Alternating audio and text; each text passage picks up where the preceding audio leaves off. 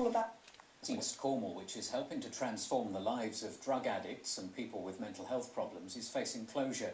The PEAT project, which stands for Plant, Eat and Teach, runs a community garden for vulnerable adults in the Penzance area. But funding runs out this summer, and if more money isn't found soon, it'll be forced to shut. Spotlight's Julia Peat has been to meet some of those involved.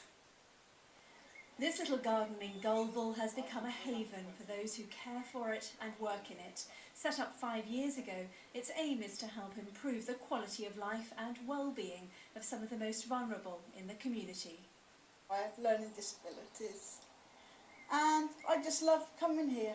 It gets me away from the house, gets me into work, which I love doing, and which I want to be more independent of myself.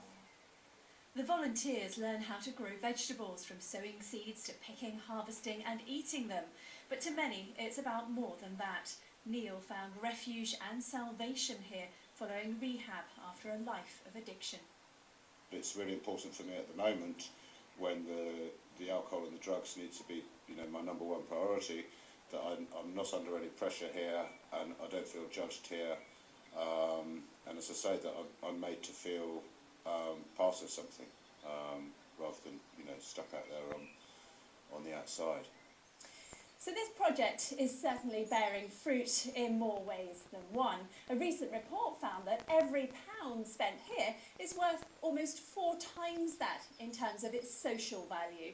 That's improved health and employment prospects of those taking part, and also its environmental impact. It costs around £65,000 a year to run. Funding has come from sources like Comic Relief and the Big Lottery, but they run out at the end of July, and frantic efforts are underway to find more money. We've invested 5 years in this project, but more than that, for the people who come here, who, for some of them have been coming here right from the beginning. Some of them are new to the site, but immediately they feel it's a place for them where they can come and just be themselves. Since the project started, 400 volunteers have benefited. Unless funding can be found soon, these could be among the last. Julia Peat, BBC Spotlight, Penzance. Now it's the career that